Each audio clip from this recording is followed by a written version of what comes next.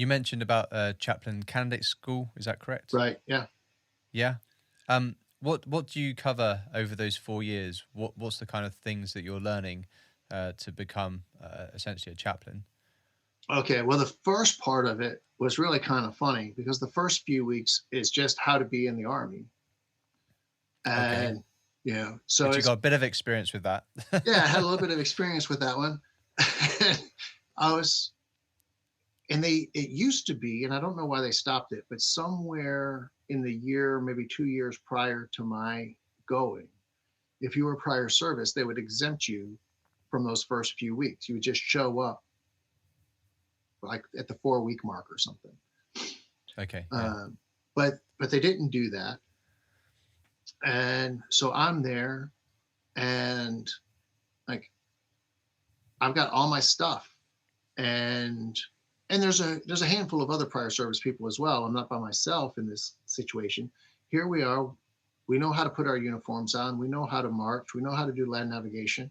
We know how to do all of these things, and we're with a group of guys and some women.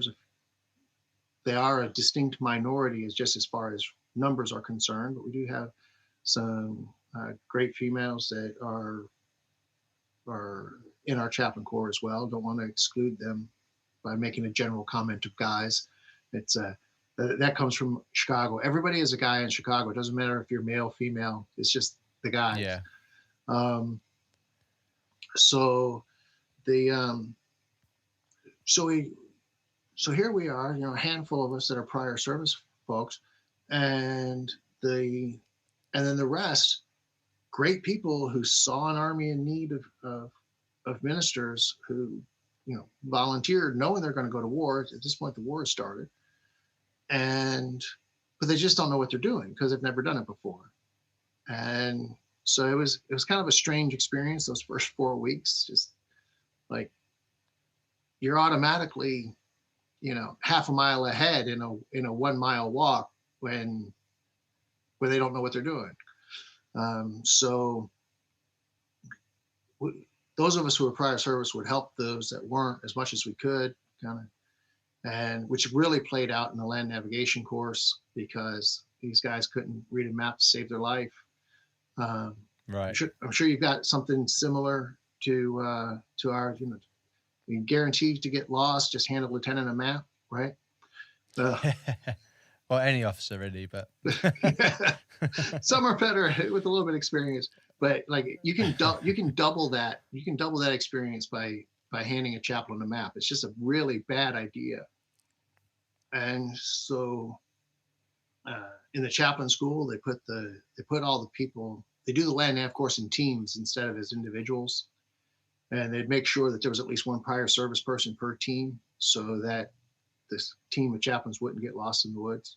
Okay. And so I had a team of guys, and actually a person, I was shocked to see him there in chaplain school, a person that I had been stationed with years prior was there in the same chaplain course I was in.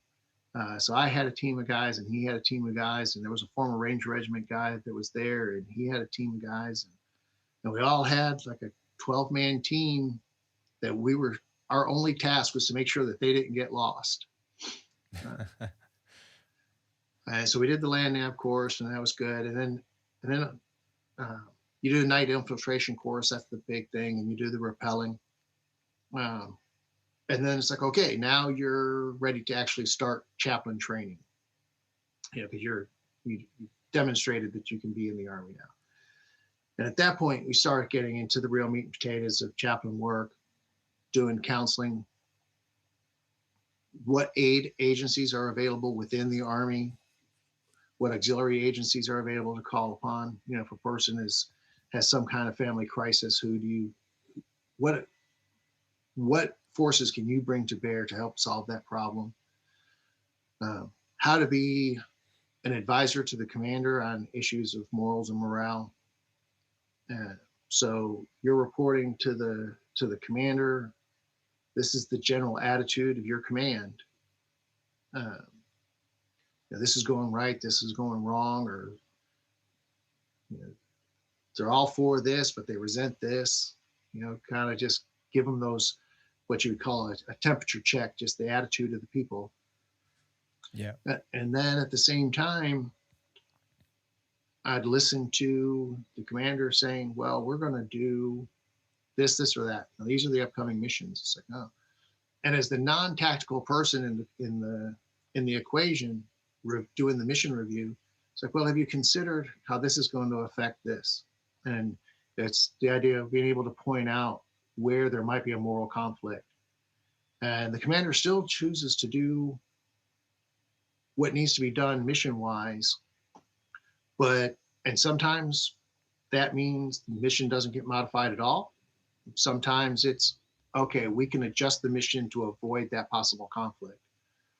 But, so I'm not telling the commander what to do. I'm just informing the commander of concerns that may not have been considered while working just the tactical piece of the plan. Okay. Yeah. And so, excuse me again. So when you complete all of that and you become part of the military, I can't say the military, you're part of the reserves, but when you go back to active duty, do you get to choose where you go, or do you get assigned like you would normally? Right. You fill in an assignment preference document, also referred to as a dream sheet. Right. And 3 tactical assignments and 2 non-tactical assignments. So I asked to go to 1st Cavalry Division. I asked to go to the 82nd. I asked to go back to Special Forces. Those are as far as my tactical assignments. And then, let's see, I asked to go back to Brooke Army Medical Center because of the importance of the work that was being done there with all of our incoming wounded. And, well, I asked to go to Fort Huachuca, Arizona, because my parents lived close to Fort Huachuca at that time. And so I'm like, well, if I want to get a non-tactical assignment and I'm going to have free time as a result, I might as well be able to use that free time to see family that I haven't seen in a long time. And so my enlisted time, as we've talked about, I'm already airborne qualified. I'm already a master parachutist, having gone through jump master school and air assault school and rough terrain parachutist course. And so I've got all the right hero badges on my official photo for getting an assignment in the 82nd. And so I thought, it's like, really, I put the 82nd on there and I put Special Forces on there. It's going to be one of those two, because the rest of them are just throwaways, because I don't have to go to airborne school. I don't have to do all of these other things that if they picked a different chaplain, they'd have to send him to that training, which he may or may not pass. Yeah. And so I got a phone call when I turned in my application to come back on active duty as a chaplain. I get a phone call. Person says, okay, your packet's been reviewed, you're boarded, and yes, you will be back on active duty. Expect to get a set of orders in the next 2-3 weeks. I said, okay, where am I going to be stationed? And the person says, oh, well, I don't know. The assignments board meets next week. We're just the selection board. The assignment board is next week.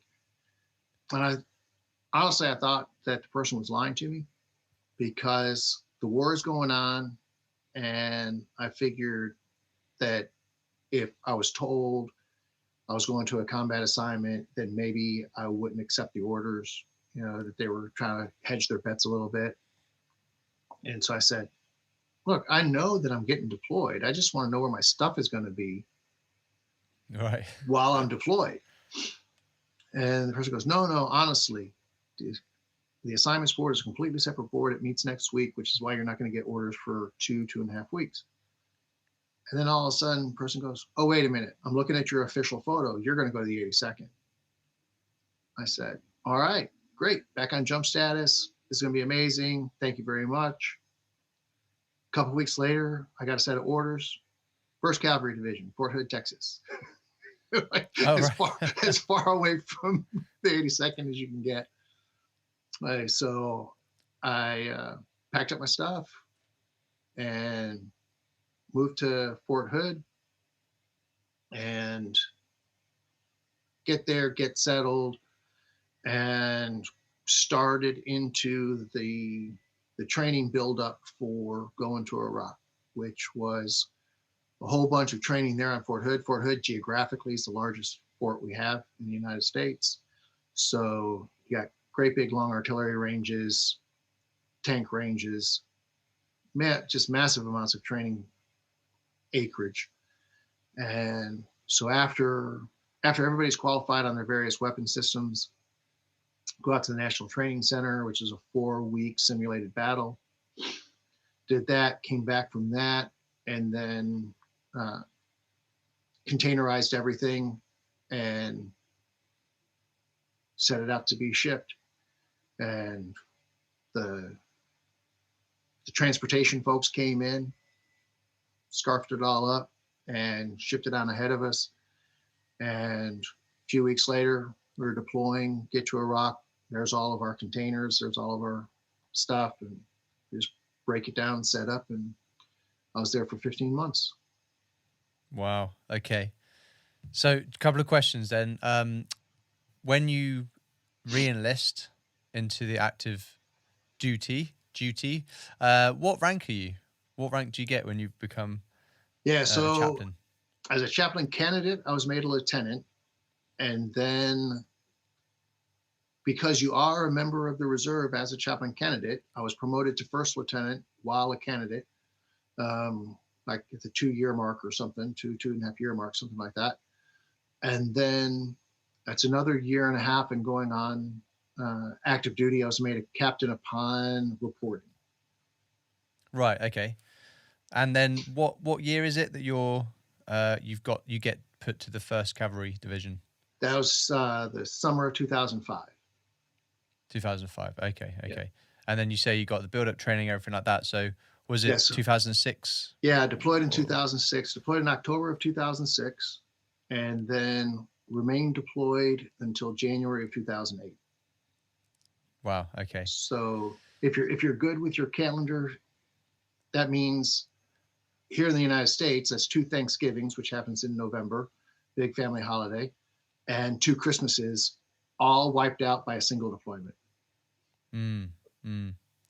So a big time. I guess your first time being away as a chaplain. So all that stuff you've learned over those 4 years, I guess, putting into practice. Right. Is there anything from that deployment that you can share?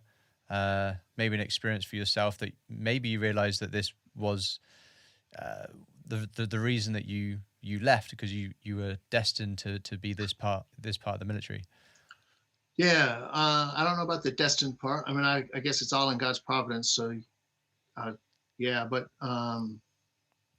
when I talked about walking into the recruiting office and all I had was 2 goals: jumping out of planes and going to war.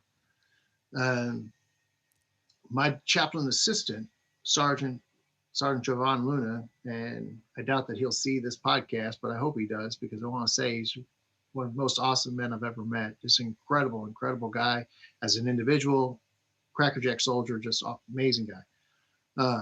It was his 3rd deployment.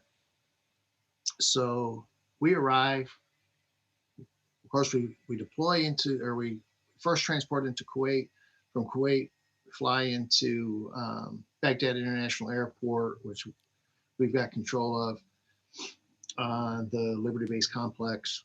And we get off the aircraft, go out, and they've got those big concrete T-walls that's separating everything. And we're on one side, and I'm just kind of watching planes land and unload, and because we're waiting to get transported to where we're going to stay. And all of a sudden, my chaplain assistant, he grabs me, and I said, "What?" He goes, "We're going to walk over here."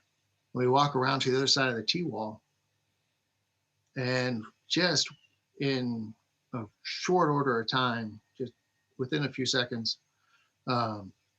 3 mortar rounds impact near the runway. And I was like, "Wow, how do you know that was going to happen?" He goes, "I heard them launch." I said, "I didn't hear anything." He goes, "You'll learn to hear it." It's like, wow. Okay. And so then I was thinking, I joined that's 2006. I joined in 85, so that's 21 years ago.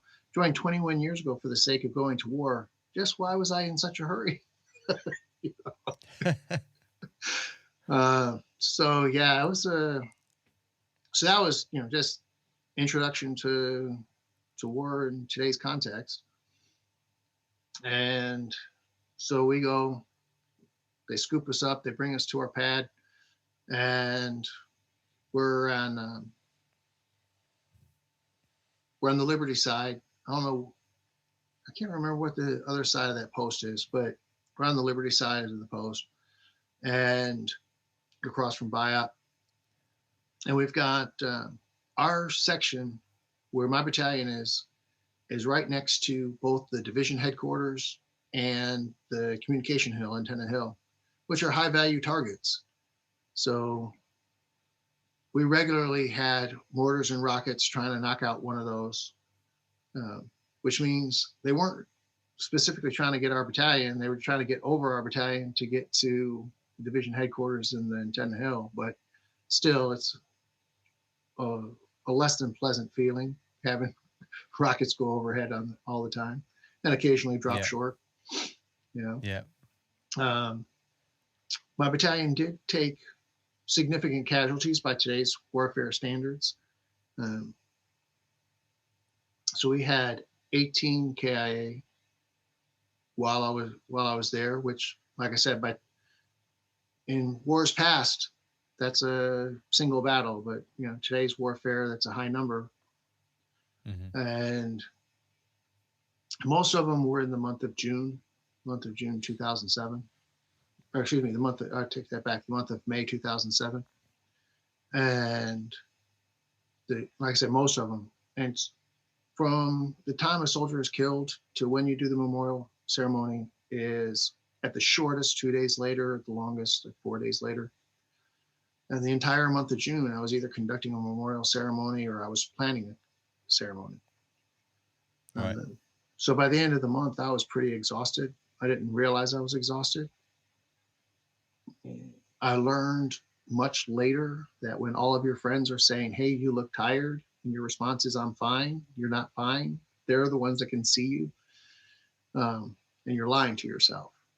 And so the month of June, every time I'd hear gravel crunch outside my door, I was just like, I would tense up, like, you know, so they're coming to get me. Another person's been killed.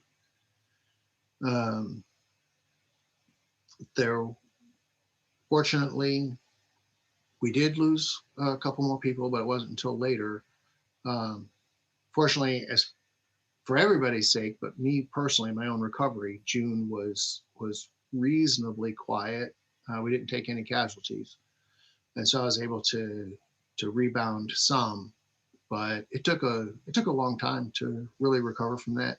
A long time meaning even after getting home, I would find the month of May to be exceptionally difficult, and it took a few years of having these bizarrely negative month of May for me to make the connection that subconsciously I was connecting it to May while I was in theater. Right. Yeah. Other than that, I mean, it was pretty typical. You know, we had the great big giant fob, and we'd go out to fire bases to visit people who were either at traffic control points or at the joint security stations or the combat outposts. Go and visit them. Occasionally took a little bit of harassing fire. One time I was out at a combat outpost, or joint security station actually, and there was kind of the Iraqi version of a drive-by shooting. You know, some bad guys went speeding by as fast as possible and threw a couple grenades at the door, fired a few shots, and but that was, you know, pretty minimal as far as that's concerned. There was a couple times that I was reasonably close to rocket fire within the burst radius, so potential for injury, but I was spared that, so that was good.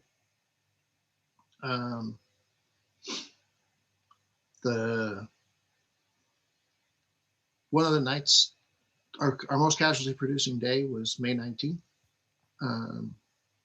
And so that was when we had some folks consumed a deep buried IED destroyed a Bradley fighting vehicle, armored fighting vehicle, by turning it over upside down and setting it on fire. So that the assisting with the recovery of that, uh, not the physical recovery of the vehicle. That was our engineers, our recovery team went out with armored vehicle recovery vehicles. Um, so they brought it in, but assisting with the recovery of those that were trapped inside. That was a particularly difficult night. Mm.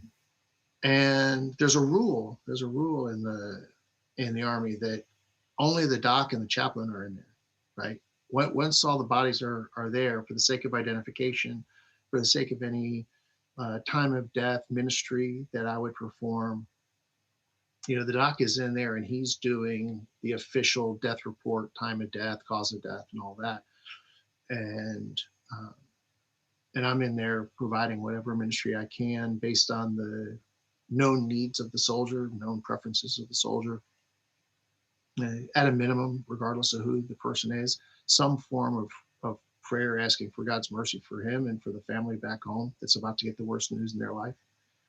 Um, and so we were back, the doc and I, the actual MD, gentleman, Lieutenant Colonel Sue, and then two of the medics and myself, we were back in, and as far as we knew, we were completely alone. Nobody else is supposed to be there. But that area was actually segregated by tarps.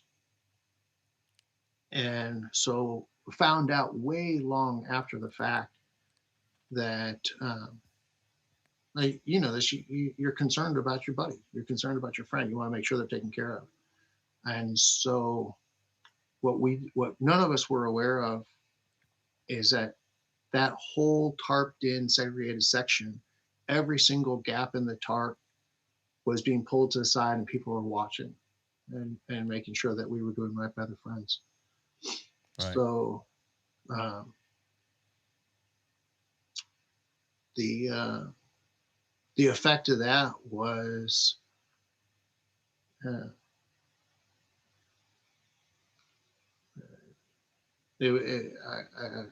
can't really say it was huge. I mean, because I think that really was the super significant tipping point between, yeah, we know the chaplain's here and we know he comes around and he'll talk to us if I got a problem or a question or whatever, to he's going to be there no matter what. And so my personal capital, my ability to have access to those I needed access to get things that needed to be gotten for the sake of everybody's benefit, where before it was like, yeah, we'll get to your request. And it's not that they were kind of shoving me off, right, that they didn't care. It's the chaplain's got a request and things will be a little bit nicer if he gets his request. We got to get bullets in the field, right? I mean, the scaling of priorities is obvious, right? So I always knew that I was going to be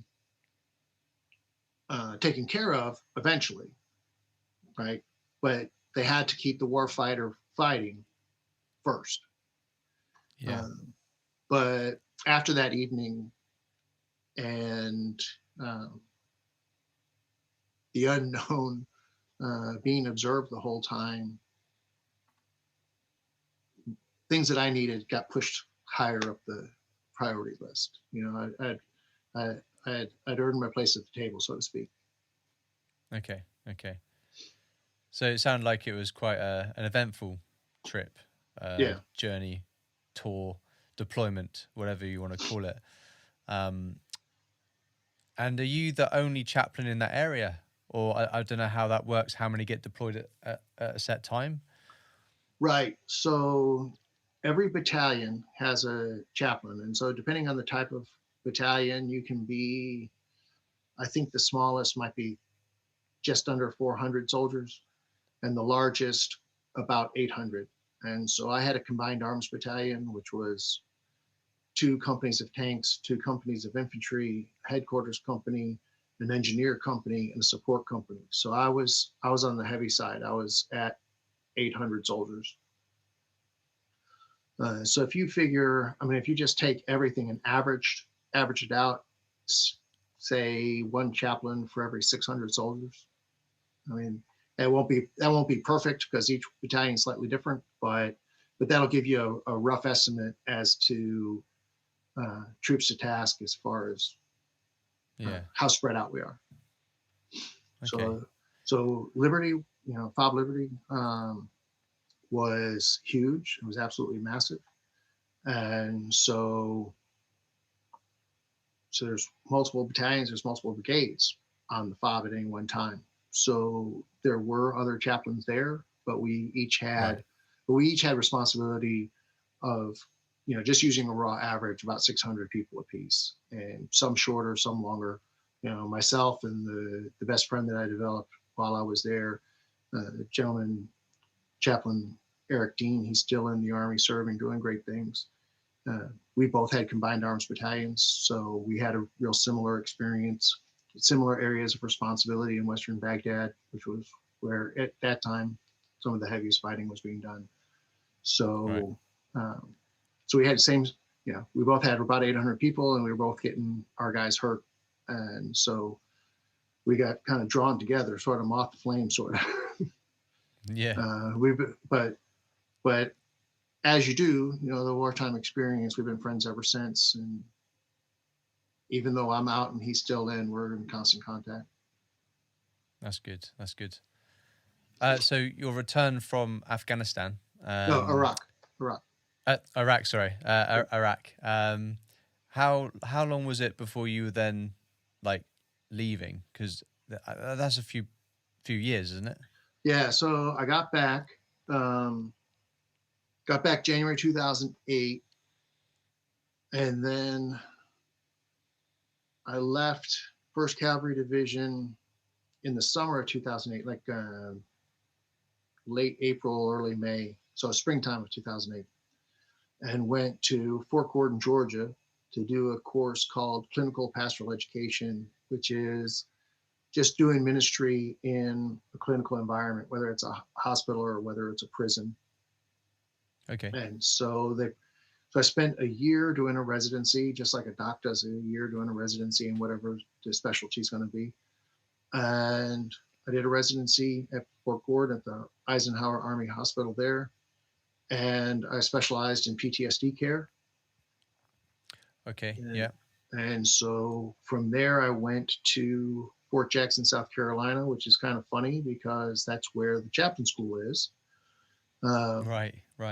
But I went to be the hospital chaplain there with a specific emphasis in doing, providing the chaplain coverage for the residential PTSD recovery unit that they had there, which was a month-long, you realize it was an opportunity to save your career is the bottom line. You realize that you're running down the wrong track. If you keep doing the way you are doing, it's going to be the end of your career.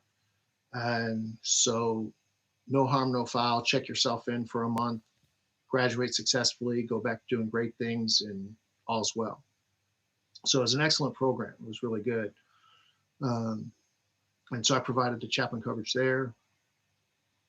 And I mentioned having gotten certified as an instructor during that time as a reservist. I ended up going out and teaching on a occasional basis at the chaplain school in the areas of trauma care, PTSD care, and that type of stuff. So I got to get my toes wet a little bit in the teaching field of the Army while I was the chaplain at the hospital and for the PTSD unit. And I have to say my favorite part of the PTSD unit was a project that I did. And I met this guy that lived off post, and he had a blacksmith shop. And he's a great guy. I hope he watches the show. His name's Tom Garman. And he owns this blacksmith shop. He says, "You got all these soldiers over there that have PTSD." Yep.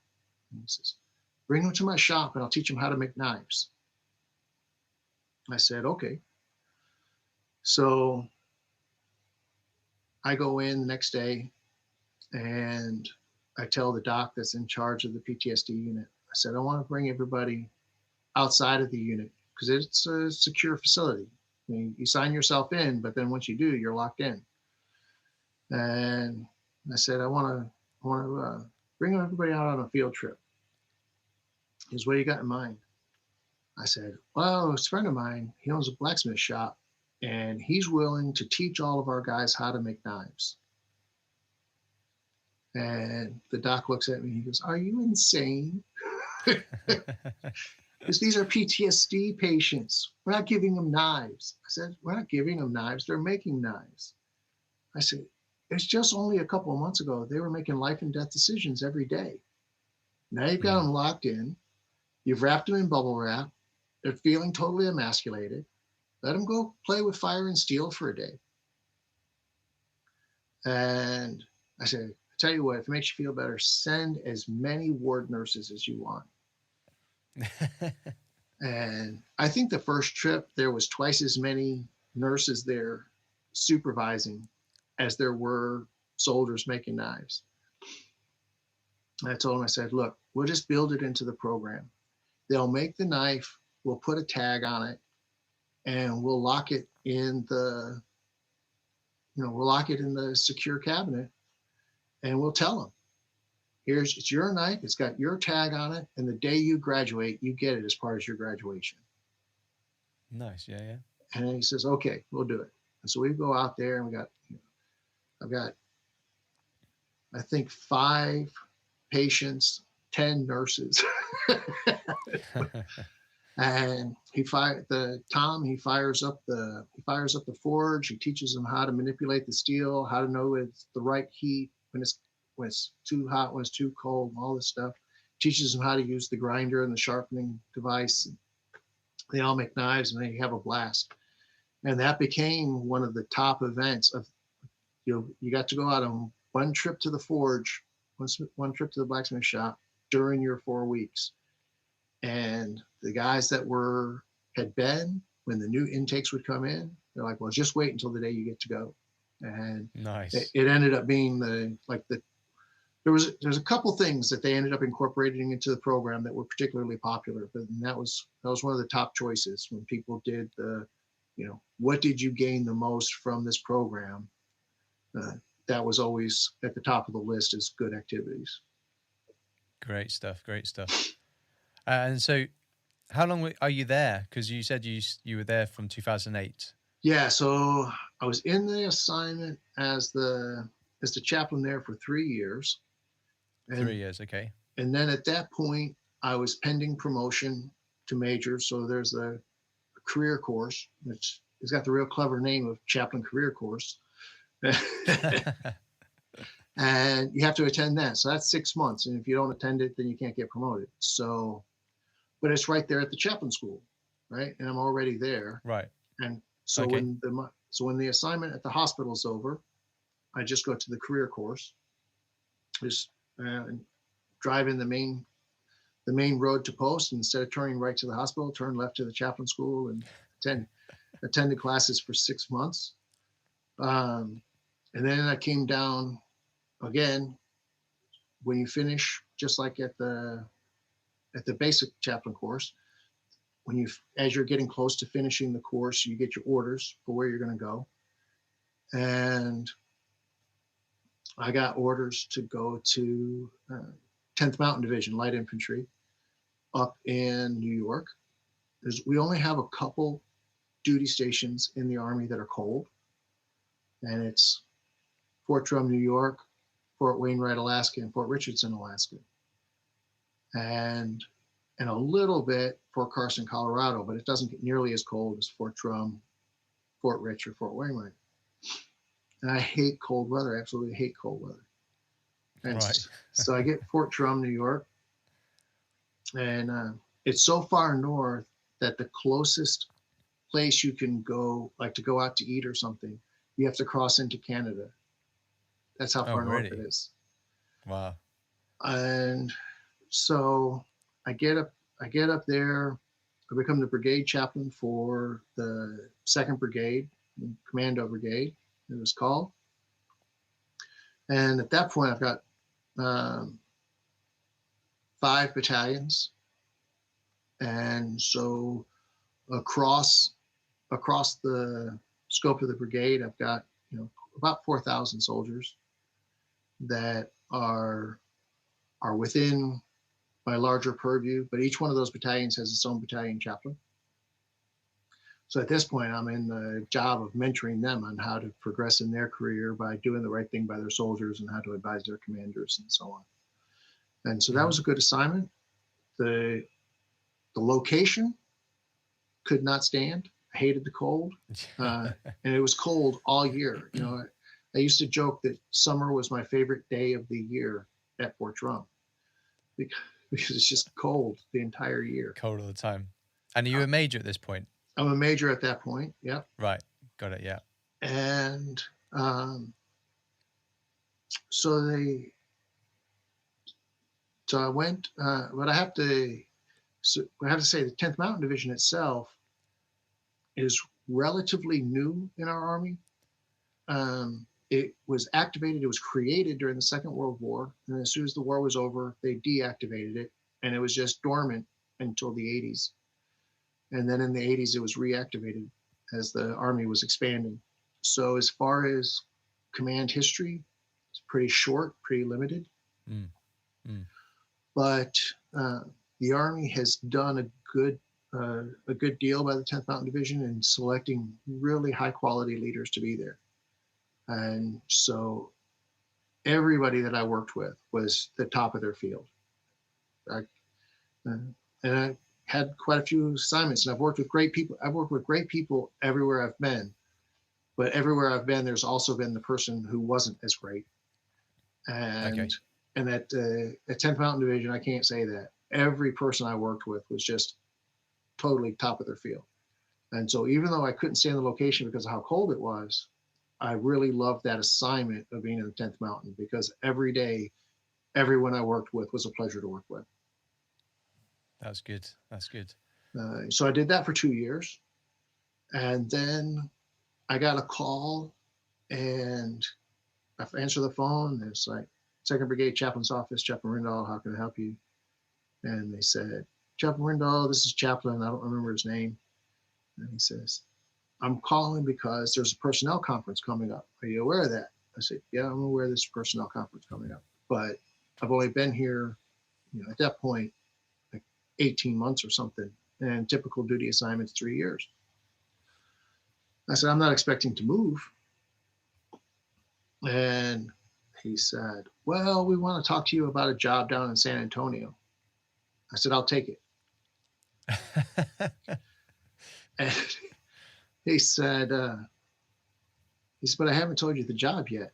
And I said, sir, it is the month of May and I'm looking out my window at snow. If you want to move me to San Antonio, I will take the job.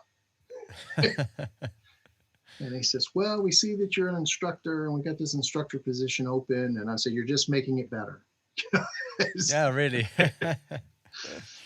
And so he says, okay. And then there was a member of the Chaplain Corps that was pretty notorious. And he said, you do realize that Chaplain so-and-so is the current command chaplain there. And there happened to be either 3 or 4 people by the same name at the time. And so I said, the Chaplain so-and-so? And he goes, yes, the Chaplain so-and-so. And I was like, ooh, that's not good. I said, how long has he been there?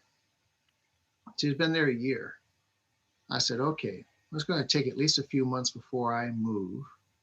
That means he's halfway through with his assignment. So I only have to deal with it for about a year and some change. Okay, I'll still take the job. And so he says, okay, well, at that point, everything is automated. So he goes, watch your email. You'll get orders probably about a month from now. And So sure enough, it was a month, maybe 5 weeks later, I got the order saying to move to San Antonio. But they couldn't move me until November 1st. So Right. so I got my orders in the end of June, first part of July, and then I moved a couple months later. Came down to Fort Sam Houston, where the Army Medical Center of Excellence is, as the instructor in the Department of Pastoral Ministry Training. And what I didn't know is that I had gotten selected for that job because of the trauma experience. He said it was because I was already certified as an instructor, but it was because of the trauma experience, because the Army was becoming aware of what's called moral injury. Unlike PTSD, which is a fear-based response, something happened, you almost got killed, you almost got injured, you did get injured, you came close to dying, something that's going to cause that startle response, that fear response. Moral injury is something that you've either personally done, witnessed in some way, shape, or form, been party of, is causing you self-doubt, shame, guilt, whatever. So they're interrelated fields, but they're not the same. And so the Army was becoming aware of the effect of moral injury on soldier readiness. And so I'd gotten picked because of the trauma experience to come down to research moral injury and develop a course for chaplains on how to provide a ministerial response to moral injury and PTSD, because especially if you gained either condition from a wartime experience, they're typically intertwined. And so it was developing a course that would provide a good understanding of each, where they have similarities, where they're distinct from each other, and how to provide a ministerial response that will assist the soldier in his or her recovery. Okay. So quite important work, really. yeah, there was really one, other than my deployment, I found that time developing the course and teaching. And during my time teaching, I taught about 10% of the chaplain corps, because I was only there for a couple of years. But I got about 10% of the chaplain corps trained, plus some Air Force chaplains, plus some Navy chaplains, and a Canadian chaplain came in because they had heard about the course. And they sent somebody down to find out about it. And so other than my deployment, the developing and the teaching of that course was some of the most rewarding work that I did as a chaplain. Okay. Was that the final part of your career, or did you have another deployment? No, that closed it out. That closed it out. Yeah. I was already eligible for retirement. I was trying to determine, when and where I was going to retire. And I had initially thought that it'd be a couple of years further down the road. But a few different things occurred. One, a lot of injuries that I had been hiding. As long as I was in warm weather, I was able to successfully hide those injuries. And they really came to the surface in the extreme cold of Fort Drum. Yeah. And so I started displaying some the reality that my own physical readiness wasn't where it needed to be. And so that's part of it. When I was at Fort Drum, I was talking with the Sergeant Major, and he said, Chaplain, it's time for me to retire. I said, okay, well, tell me this. I said, I know that my retirement it's not on the horizon, but it's maybe just past the horizon. So how do you know? What is it that makes you certain that it's time for you to retire? And he said, when a normal, regular, ordinary thing about being in the Army suddenly bothers you, it's time to retire. I was like, that seems like a pretty good test. That makes sense. So here it is a couple of years later, and I get called at like 3:00 in the morning, says, come in for your analysis. Like, okay. So I go in, and I'm there, and there's, I don't know how many hundred people that they called in that morning on the random drug screening of the day. And I'm sitting there like getting like just ever increasingly angry and annoyed by the fact that I've been there for this urinalysis. And I think, you know, I've been doing urinalysis at least a couple times a year since 1985. This did not bother me. I've never pissed hot. I'm not going to piss hot, as there's never been any risk of me pissing hot. This should not bother me at all. Time to retire. So I work my way to the head of the line, and I give them my sample, and I work in the building. I don't go home. I just go straight to my office and I start filling in the retirement paperwork. And when my boss came in, I had it all printed out, signed, I handed it to him. And he goes, okay, well, my job is to find out if I can talk you out of this. And I said, you can't. He said, okay, well, I'll go turn it in then. And so he turned it in, and then I got home, and later in the day, and I started to second guess my choice. And I was right. Like, I might have been a little hasty this morning. I know it hasn't left the company yet. I could probably pull it back. And I go in the next morning, and I'm still debating back and forth, little internal tug of war. And I open up the computer, open the email, work computer, and right near the top of the list was email saying that I had to report to the medical review board for fitness for duty.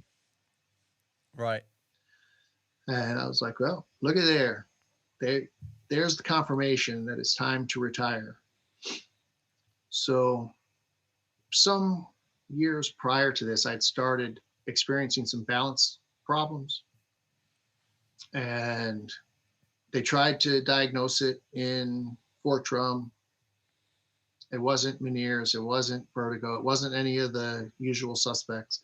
So they couldn't diagnose it. And then I got orders for Fort Sam Houston. Brooke Army Medical Center is on Fort Sam. It is the premier medical center for the Army. The doc says, oh, you're going to go to BAMC, and BAMC they'll be able to figure out what's wrong with you. And so I get down here to San Antonio. They can't figure out what's wrong. They send me to some other specialists. They can't figure out what's wrong.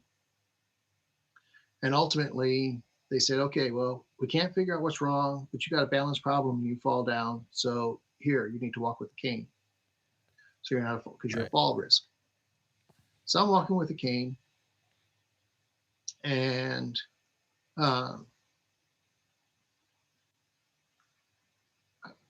I had been at that point for 8 or 9 months maybe. And so I replied to the email, why do I have to go to a medical review board for physical readiness? And they said, because you walk with a cane. And I said, does it make so I sent an email back. Does it make a difference? At this point, I know my retirement packet's in, right? So this was, I don't know, my own kind of jacked up humor, I guess. So I sent him an email, and I say, does it make a difference that at the last physical fitness test, even with my cane, I still met all the requirements? The email back, no. So I sent another email, and I said, did you realize that Teddy Roosevelt Jr., the son of our former president, Teddy Roosevelt Jr. stormed Normandy Beach with a .45 in one hand and holding himself up with a cane in the other hand, and earned the Medal of Honor in the process? Shouldn't this make a difference? Reply, no. So I send the third, did you realize I turned in my retirement packet yesterday because I'm eligible for a regular retirement? And they reply back. It's like, okay, we'll just let that go through then. You don't have to report to the review board. Okay. So that's what brought my career to an end. I decided to do it. I was second guessing myself, and the next day the Army let me know that it agreed with me that it was time for me to go. Yeah. So during your period of this final transition out, you're not going to be part of the reserve. You're going to be a civilian once more.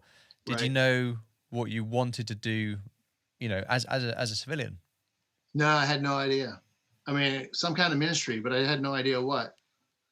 Um, it's kind of the stock answer that you'll help in some parish, some way, do something. That was, and I had kind of a vision for what a parish ought to be like. So I got approval from the bishop to start a parish from scratch. That was really a bad idea for me. Um, Right. uh, you have to be really outgoing. I mean, the people who do that and the people who do it and that are successful, they're outgoing, amazing, organized people, and that's not me. I really wanted to develop a parish that was for people who like to be quiet and contemplative, because that's how I prefer to be. I'm naturally an introvert. I've got some extrovert coping mechanisms, but as soon as I spend them and I'm exhausted, I just need to shut the door and be by myself for a little while to recover. And so I figure I've been going and visiting parishes at this point, like all over the world, but definitely all over the country.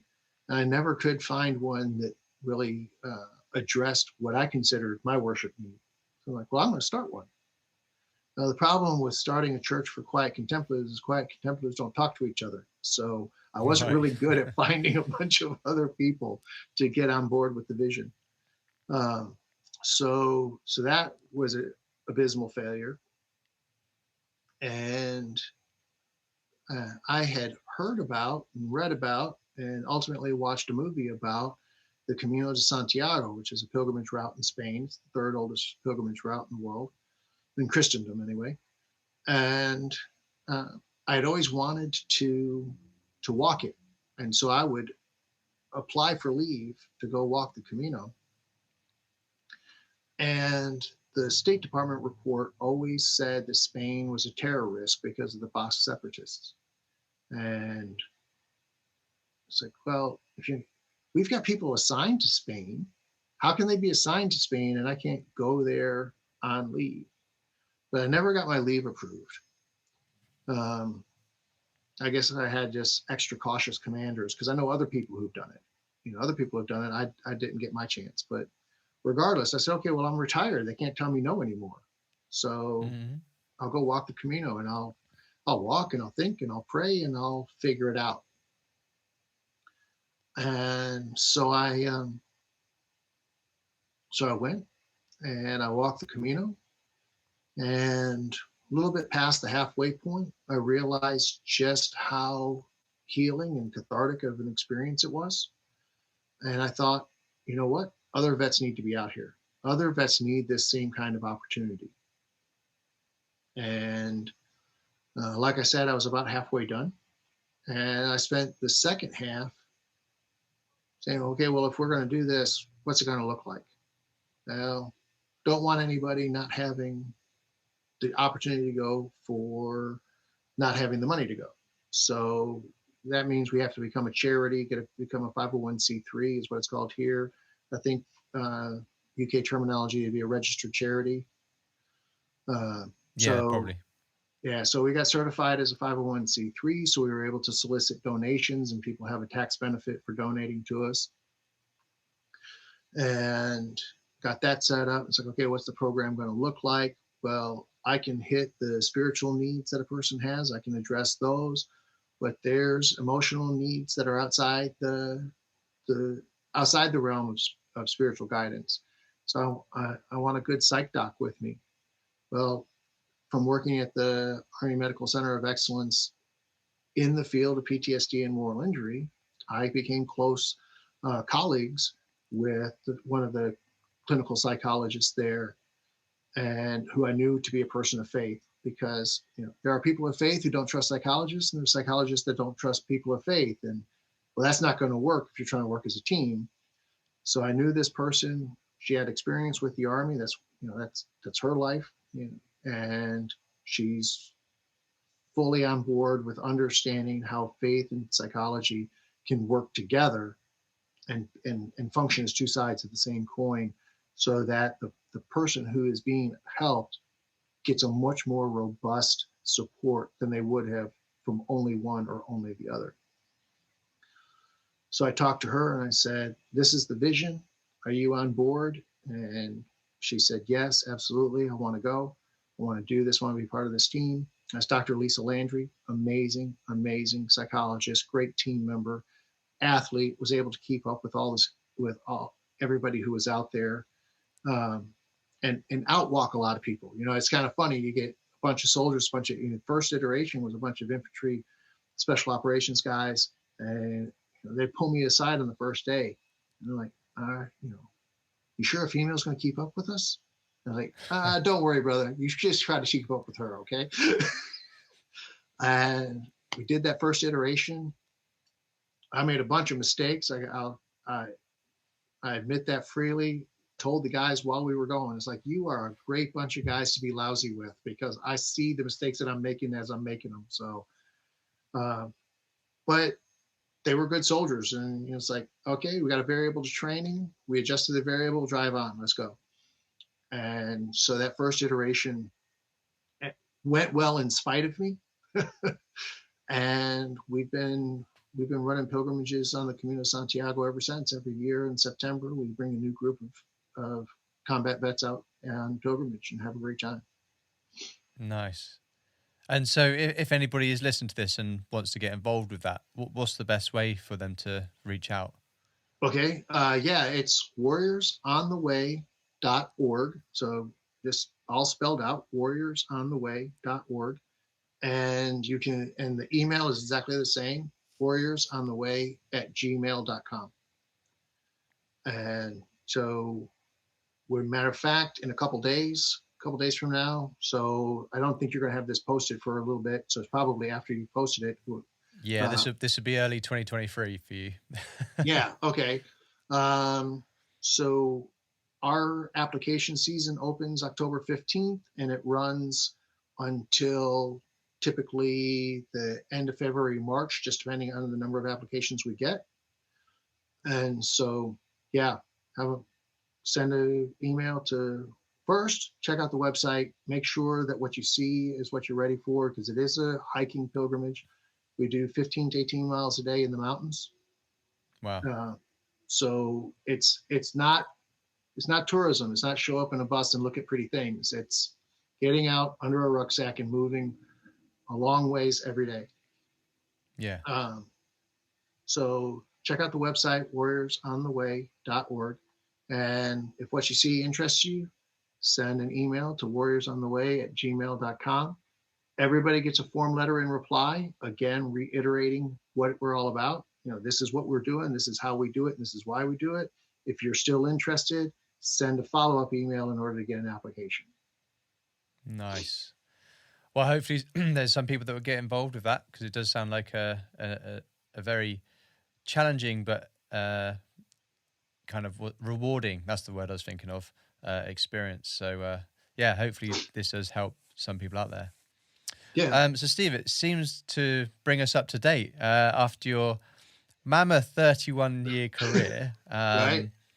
I can't think off the top of my head if there's anyone that beats you from this podcast. So I think there's some 28 years and stuff, but I don't think anyone's done 31.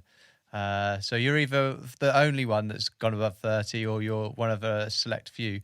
Right. But yeah, and if anything that we didn't get to cover today that you thought you wanted to share from your time in the military? Oh, shoot. That's a good question.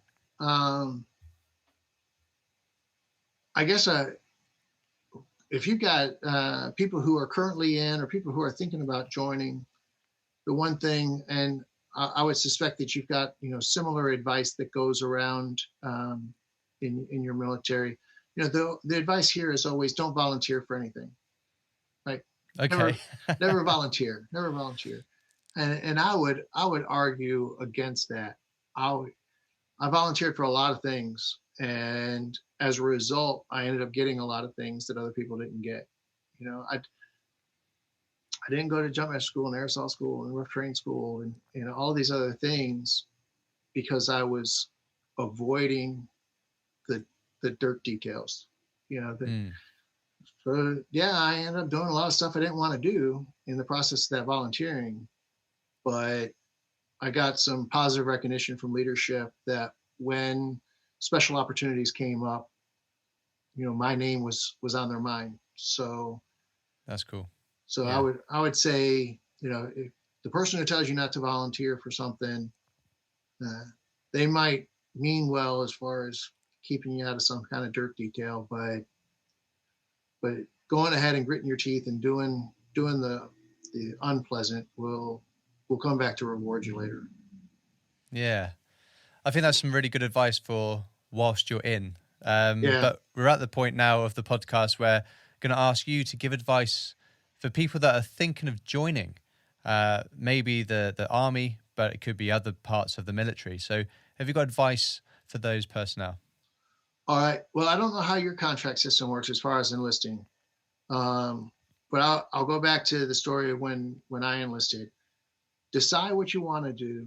Spend some time looking into the branch of service that you're interested in. In my case, the Army, and specifically to go into becoming a paratrooper. It's like I knew that when I walked in the recruiter store, and so and whether it's like I did, all I wanted was adventure. As long as they can guarantee me some adventure, I was ready and I was going to be happy, and I was. The other do you want skill training? Well, then pick the skill that you want and be insistent on getting it, because that very first contract, that's going to shape the rest of your career. So know what you want and get what you want in that first contract, so that, and within our contracting system, that could be the training of choice, that can be the duty station of choice, that could be bonuses. There's all types of things that are out there.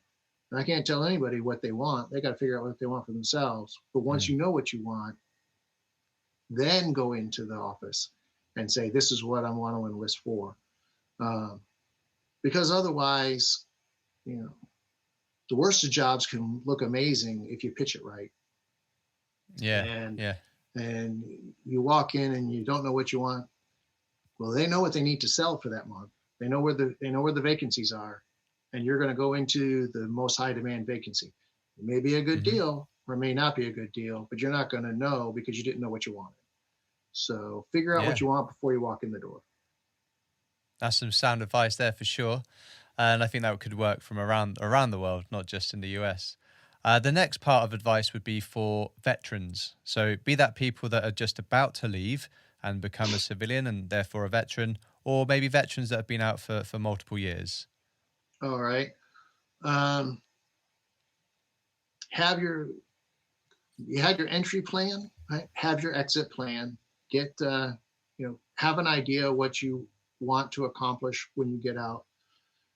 And,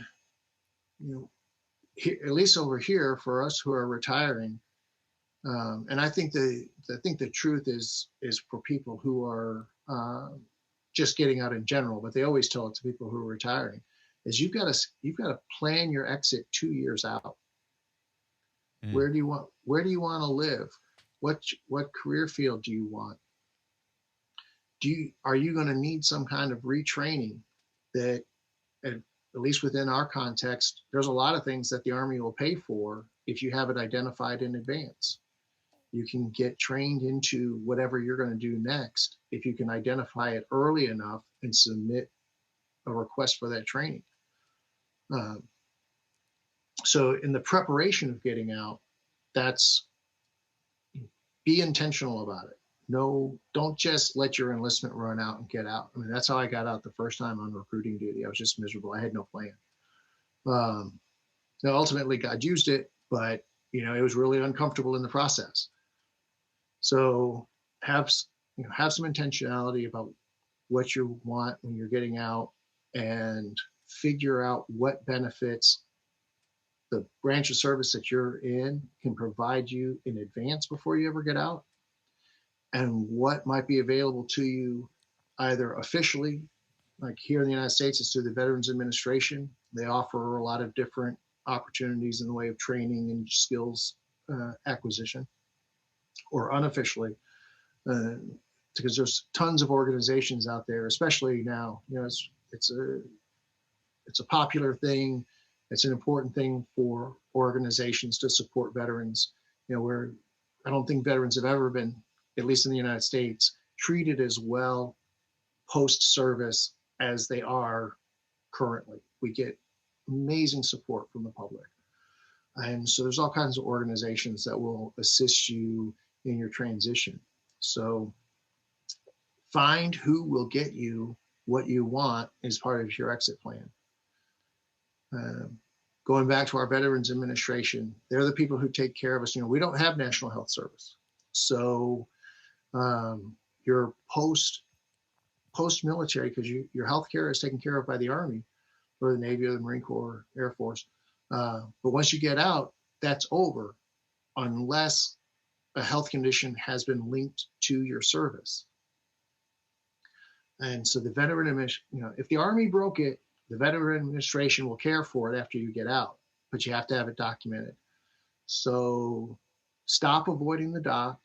And, that time that I've got one of my bad landings resulted in a broken leg, and that's all gnarled up. I've got compressed vertebra, get all of that documented. So at least those things that were injured by the Army get ongoing care by our Veterans Administration.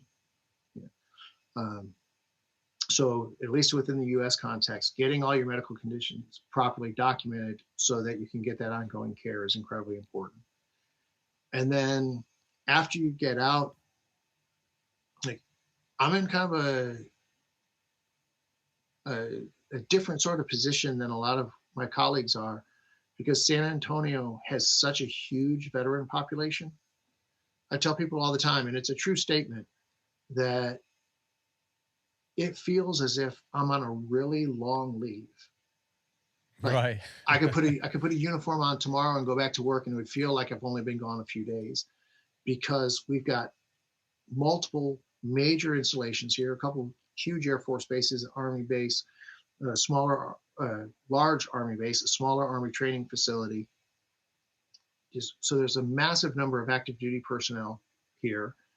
And then because of the veteran-friendly community, great weather, some significant financial incentives that the state of Texas issues for veterans to retire within the state, the veteran population over and above the active duty population is huge. So in many ways, it's like I've retired and I don't necessarily feel separated from the military. But friends and colleagues who have retired and then gone back to their hometown or just settled in some place that they heard about and offered them a job, whatever, they will frequently feel really isolated. And so it's important to find other veterans to have interaction with. And that can be in person through, like here within the United States, we've got an organization called Veterans of Foreign Wars. We've got another organization called the American Legion, which is all veterans. All of the different units within the Army have their own associations. So there's Special Forces Association that I'm a member of, the 1st Cavalry Division Association I'm a member of, the 10th Mountain Division Association that I'm a member of. And these organizations will hold meetings locally. And so you can go, and it's not just another veteran, but it's another veteran you've got something distinctly in common with. So find that place where you can plug in. And if you're so remote that that's not possible, we now live in an age where you can do it digitally and get involved in a veterans online community. But don't allow yourself to get disconnected and isolated and feel like you're alone. Brilliant stuff. Some thorough advice there. So for any veteran out there, I hope that helped, especially in America, because it's slightly different over here. But yeah, I'm sure that helped someone out there. So Steve, I think that does bring us to the end of your episode. All right. How did you find it being on the show? How was it for you? Love it. Appreciate the opportunity to be here and get a chance to talk and just share my story, I guess. Great stuff. And just want to say thank you for sharing what you've gone through and some of your stories from your your career, but also for your time. So thank you for giving some of your time today. We do not have an infinite amount of it, so thank you for Right. coming on the show today. Well, thank you. Really appreciate it. No problem. And I do say this to all my guests: thank you for your service. It was an honor to serve. Even on the bad days, it was an honor to serve. So thank you. Fantastic. Thanks, Steve. This has been Military Veterans Podcast. Out.